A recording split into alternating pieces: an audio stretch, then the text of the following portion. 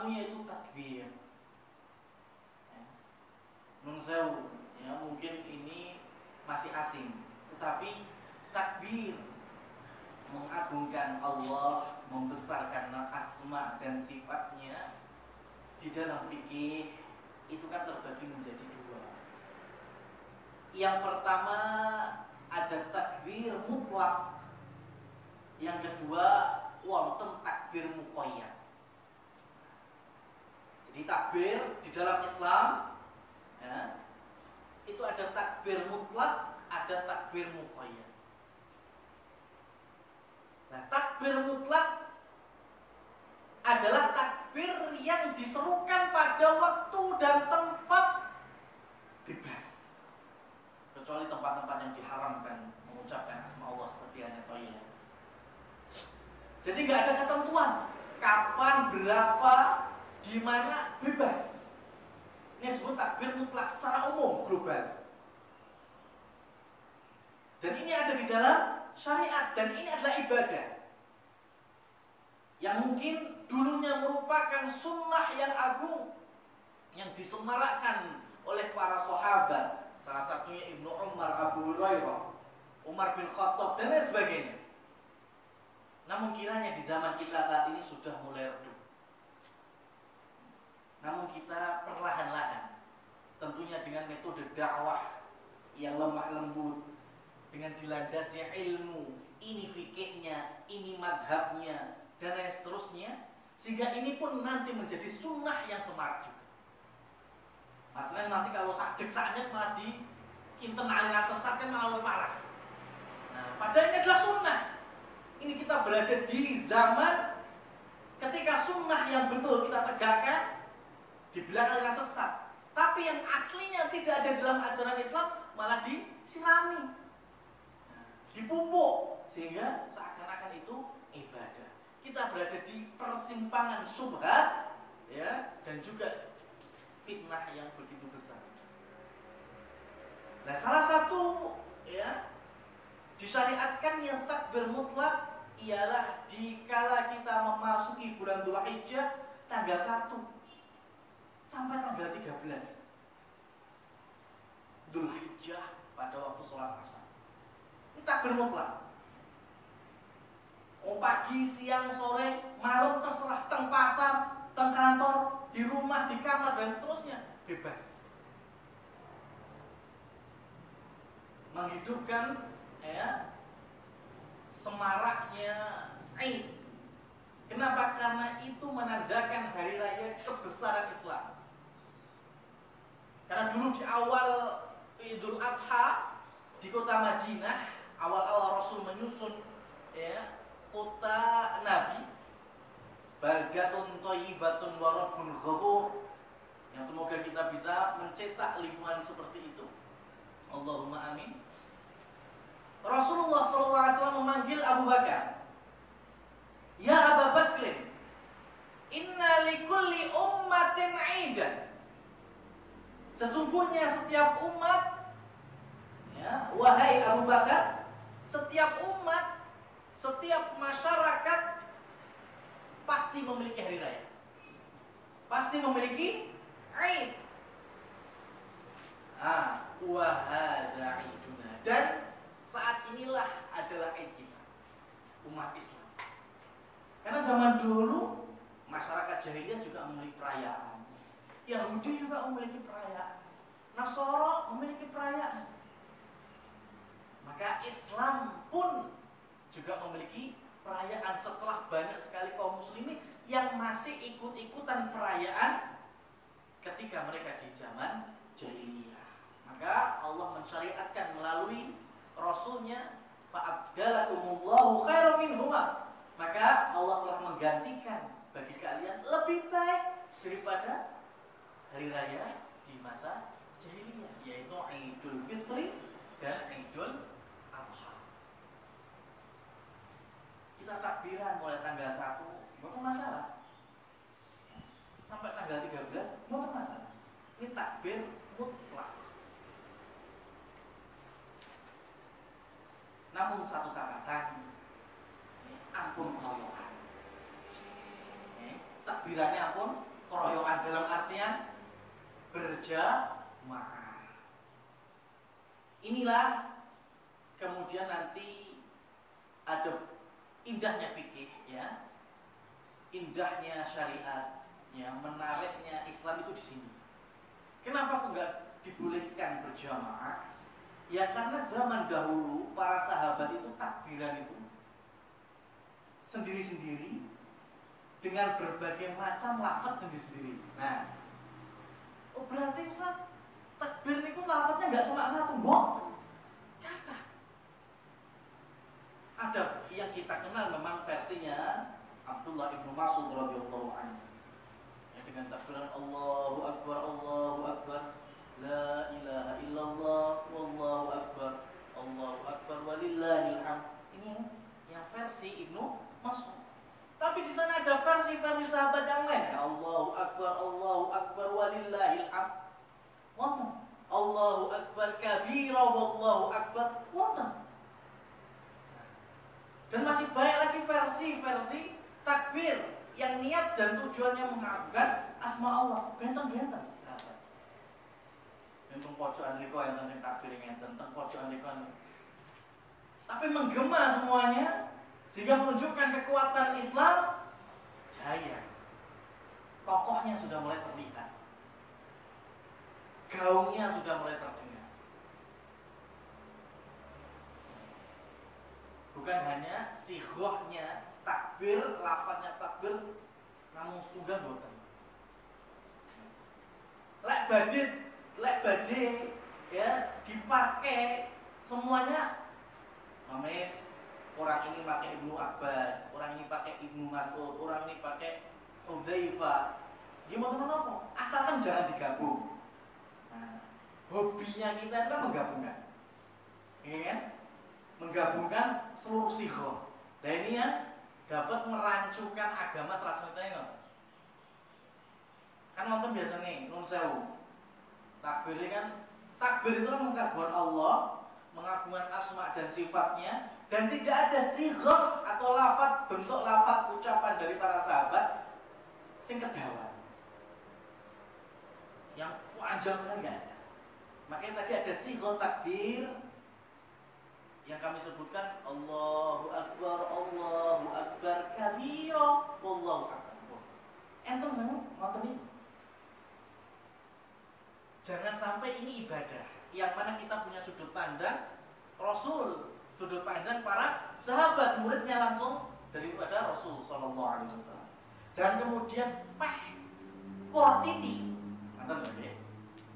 Kur sak nyukan mending didawani. Akhirnya ada Allahu akbar kabira walhamdulillahi katsira wa subhanallahi bukratan wa asila. Lah ini kan satu takbir, satu ada nas lain. Lek digunakan pada tempatnya ya aslinya mboten masalah. Lek kabiro ya digunakan dalam istiftah ya mboten apa. Leres ngoten. Takbir yang hanya Allah Akbar digunakan untuk takbiran ya memang itu yang benar.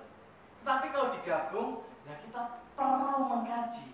Ada enggak contohnya? Nonton, sakit dipahami ya? Nah, sama ketika kita sholat tahajud, ya, 8 rakaat kok perasaan seenteng man, ya kan? Pengen nambah lagi, pengen nambah sampai 70 pamannya.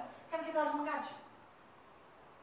Jadi semangat di dalam beribadah itu harus sepadan dengan apa yang dicontohkan oleh Rasul. Nah sekarang 70 rakaat kulhu inna ya ora krasa. Lah kalau Rasul kan 8 rakaat tapi dibaca An-Nisa, Al-Baqarah. Nah, wallahu a'lam bishawab. Ini yang kedua ya, terkait dengan takbir mutlak dan juga beberapa sighahnya. Dan selanjutnya adalah takbir muqayyad, yaitu takbir yang terikat waktunya. Ya, terikat waktunya. Salah satunya itu takbir ketika berjalan atau menjelang Id ditegakkan. Jenengan keluar dari rumah menuju lapangan, itu takbir muqayyad, disunahkan sekali untuk bertakbir sampai menjelang sholat Idnya. Ketika udhiyah, ketika menyembelih, termasuk muqayyad, ditekankan. Begitu juga setelah sholat. Nah, ini yang kita berikan catatan sedikit. Saat ini kan tasya hari taslim, ini nggih ngoten. Kita-kita untuk masjid rame mboten bar salam takbiran. Kan nggih ngoten. Takbiran setelah sholat, banyak sekali para ulama menuliskan akan sunnahnya, menuliskan akan riwayat-riwayat dari para sahabat dan juga tabi'in habis sholat. Yang paling muda dari mereka menuliskan mungkin ulama yang sekarang masih hidup, hafizahullah, Syekh Fauzan. Beliau di dalam kitab Mulakhas Fiqhnya juga menerangkan akan hal itu. Namun tidak ada dari mereka yang menuliskan dan menerangkan bar salam pelencing langsung takbir. Benten nggih? Takbir habis sholat, nggih kan? Kalau takbir pelencing bar salam langsung takbir kan benten. Para ulama mereka meriwayatkan banyak sekali. Abu Hurairah dan juga Ibnu Umar di dalam di tiang-tiang masjid, yaitu Masjid Nabawi, mereka takbir habis sholat. Ya, takbir habis sholat. Begitu juga Umar bin Khattab ketika berada di Mina, beliau takbir habis sholat, kemudian diikuti oleh para jamaah yang lainnya, bukan rombongan tapi diikuti dengan berbagai macam sirah takbir yang mereka lantunkan. Tetapi tidak ada riwayat yang mana mereka menegakkan takbir setelah salam pelencing, pelintas, betul? Ya. Mereka tetap bertakbir, ya. Ada yang setelah sholat sunnah rawatibnya, kemudian ada yang setelah zikir, ya, setelah zikir habis Allahumma antas salam wa salam dan seterusnya, baru kemudian mereka bertakbir. Dan tidak ada konsep harus 3 kali, harus 5 kali, harus 7 kali.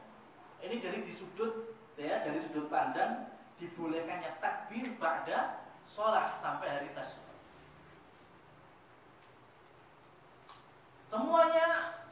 Semuanya ada asalnya, ya, ada riwayatnya. Namun ketika habis salam kok pelencing, ini yang kemudian Ibnu Utsaimin di dalam fatwa beliau melarang, la aslalahu, tidak ada asal usulnya, ya karena yang itu habis salam pelencing itu tadi. Takbir disyariatkan dan ini adalah ibadah. Ya. Tetapi zikir ba'da sholat itu juga ditekankan. Nah, maka fuqaha kemudian meramu sebaiknya zikir terlebih dahulu, baru kemudian takbir. Ini yang pertama, catatan yang pertama. Catatan kedua, boleh ditambahi, dipimpin atau dijadikan suatu paduan rombongan. Nah, sebagaimana telah kami sebutkan sebelumnya, tidak ada satupun contoh dari para sahabat, dari para tabi'in, dari para atba'ut tabi'in. Kinten-kinten mereka sanggup gak ketika umpami rombongan itu? Sanggup betul? Sanggup toh? Nah makanya laukana khairan la sabaquna ilaihi. Kalau hal itu mereka nilai baik, mereka nilai benar, mestinya yang disian para sahabat tuh tinimbang kulolan panjenengan. Ngoten. Kan gampang tinggal imame mau zamannya Umar, ya, wiwiti terus diikuti jamaah sholat sakit, betul itu halangan. Nah, nun sewu, inilah yang kiranya untuk zaman kita ini mendefinisikan perkara yang baru di dalam agama, atau istilahnya adalah bid'ah, adalah sesuatu atau perkara yang baru yang ditimbulkan seusai masa Rasul, yang mana Karena ketika di masa Rasul aslinya bisa dilakukan. Nah, terus enten tambahan ini dulu. Mungkin yang buatan enten biasanya mungkin ditakuti mulai. Ya. Lah kan enek sing hasanah, enek sing sayyi'ah. Lah ngomong panjang. Ya, sak semester, orang semester nih. Ya. Menjawabnya. Tapi ketika kita mendefinisikan dengan buntut, ya, dengan tambahan ekor, sebetulnya kalau di zaman Nabi mereka sanggup, mereka mampu, tetapi kok enggak mereka lakukan? Yaitu yang namanya perkara baru dalam agama. Bisa dipahami insya Allah. Seperti halnya Ibnu Sewu membacakan tahlil, membacakan surat-surat semisal Yasin, ya, dan lain sebagainya pada waktu-waktu tertentu, pada hari-hari tertentu. Kinten-kinten zaman sahabat sakit loh. Sakit, nonton, pun apal pun ngontok lah.